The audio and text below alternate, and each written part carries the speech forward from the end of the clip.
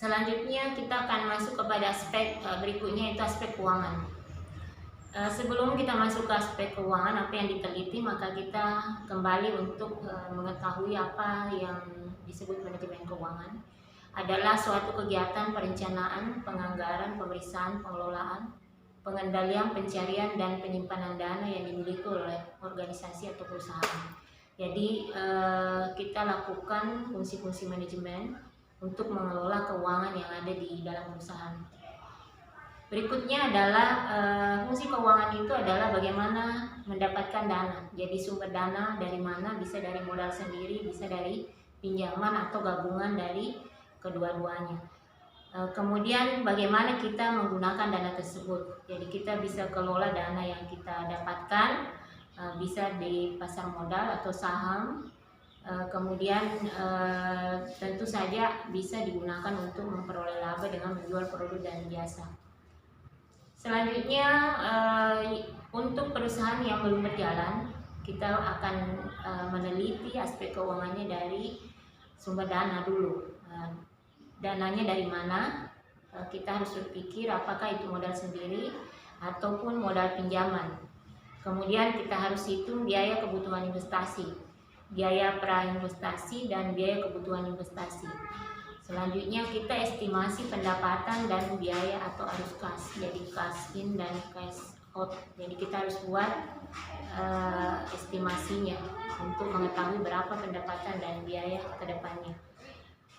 Kemudian kalau perusahaan itu sudah berjalan, kemudian kita mau melakukan studi kelayakan bisnis, yang kita nilai adalah metode penilaian dengan metode penilaian investasi, yaitu PB periode, kemudian average rate of return, kemudian net present value, kemudian internal rate of return, dan probability index. Kemudian selanjutnya, jika sudah perusahaan berjalan, maka yang kita lihat itu tadi adalah neraca, kemudian rugi laba. Kemudian bagaimana cara menilai bahwa perusahaan ini berjalan dengan baik? Maka kita lihat dengan melalui rasio. Yang pertama adalah rasio likuiditas, yaitu kemampuan perusahaan untuk membayar hutang atau kewajiban jangka pendeknya yang jatuh tempo, seperti jangka pendek membayar gaji pegawai, kemudian biaya administrasi, biaya pemasaran.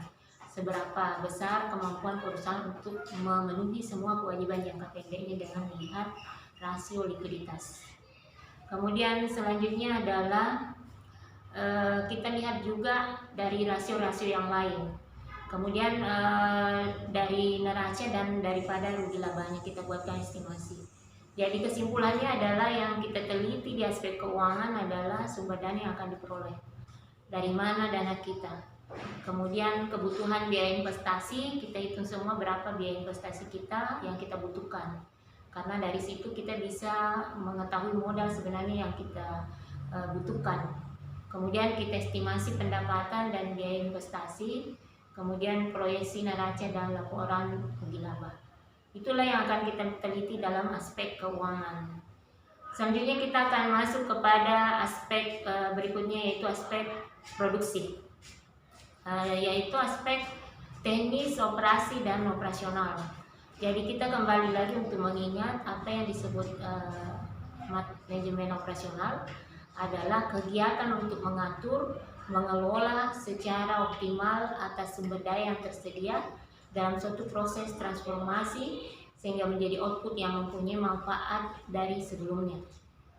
Nah, keputusan dalam manajemen operasional, apa yang menjadi ruang lingkup dari manajemen operasional? Pertama adalah proses produksi, kedua luas produksi, ketiga adalah pemilihan teknologi, keempat perencanaan kapasitas, kelima adalah penentuan lokasi, berikutnya adalah perencanaan layout atau tata letak, kemudian perencanaan sistem kerja. Pertama adalah proses produksi. Apa yang akan kita lakukan? Yang pertama, menentukan jenis proses produksi. Apakah dia fokus proses, apakah dia fokus produk, atau fokus proses berulang. Kemudian yang kedua adalah perencanaan proses.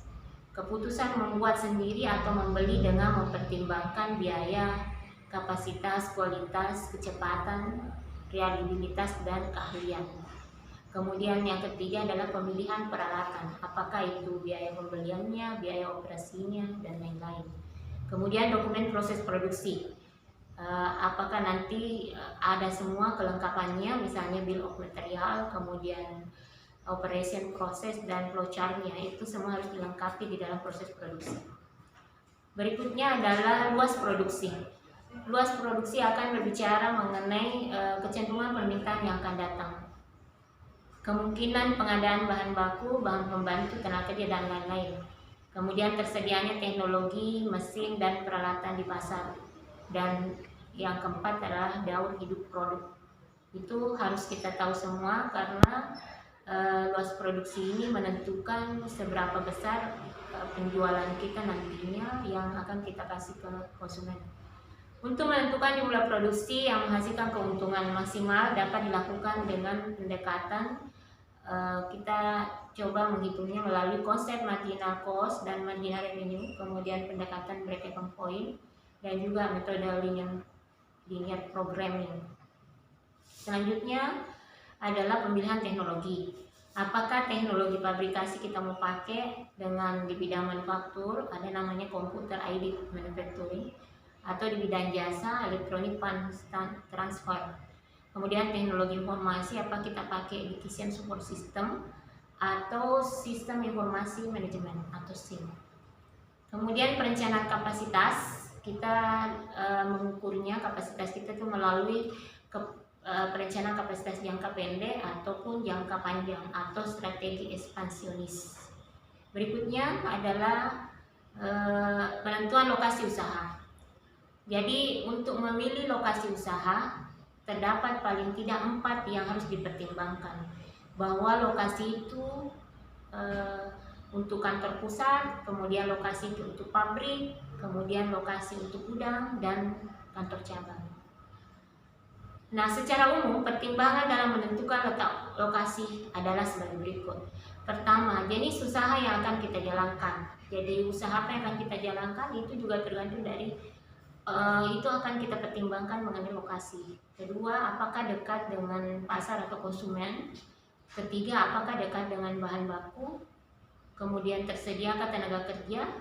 Kemudian tersediakah sarana dan prasarana, ada transportasinya, listrik dan air. Kemudian apakah dekat dengan pusat pemerintahan. Apakah dekat dengan lembaga keuangan. Apakah berada di kawasan industri. Kemudahan untuk melakukan perluasan, serta kondisi adat istiadat budaya, sikap masyarakat, serta hukum yang berlaku di wilayah setempat. Keuntungan yang diperoleh ketika mendapatkan lokasi yang tepat, pertama adalah pelayanan yang diberikan kepada konsumen dapat lebih memuaskan, kemudian kemudahan dalam memperoleh tenaga kerja yang diinginkan, baik jumlah maupun kualifikasinya. Kemudian kemudahan dalam memperoleh bahan baku atau bahan penolong dalam jumlah yang diinginkan secara terus-menerus. Kemudian kemudahan untuk memperluas lokasi usaha karena biasanya salah diperhitungkan untuk usaha perluasan lokasi sewaktu-waktu. Kemudian memiliki nilai atau harga ekonomis yang lebih tinggi di masa yang akan datang. Selanjutnya adalah ada 3 metode penilaian lokasi, yaitu metode penilaian hasil value, kemudian metode perbandingan biaya, dan metode analisis ekonomi. Jadi faktor yang dipertimbangkan dalam metode penilaian hasil value adalah pasar, bahan baku, transportasi, tenaga kerja, dan pertimbangan lainnya. Sementara untuk dalam metode ekonomi analisis yang dipertimbangkan adalah biaya sewa, biaya tenaga kerja, biaya pengangkutan, biaya bahan bakar dan listrik, pajak, perumahan, sikap masyarakat, dan lainnya. Kemudian untuk faktor dalam pertimbangan untuk perbandingan biaya yang kita lihat itu adalah bahan baku, bahan bakar dan listrik, biaya operasi, biaya umum, dan biaya lainnya. Nah, itu terakhir adalah perencanaan layout. Jadi kita pahami dulu bahwa harus dipahami bahwa tata letak atau layout itu adalah satu proses dalam penentuan bentuk dan penempatan fasilitas yang dapat menentukan efisiensi produksi dan operasi. Kemudian jenis layout adalah posisi tetap, orientasi proses, tata letak kantor, tata letak perdagangan eceran, tata letak gudang, kemudian tata letak produk. Kemudian ada gambar-gambar yang akan disajikan. Kemudian perencanaan sistem kerja yang perlu diperhatikan adalah rancangan kerja, perluasan kerja, kemudian penghayaan kerja, perputaran kerja, fleksibilitas tugas dan pekerjaan, tanggung jawab terhadap perbaikan kualitas dan peningkatan kemampuan dan keterampilan. Saya kira begitu untuk aspek produksi. Terima kasih. Assalamualaikum warahmatullahi wabarakatuh.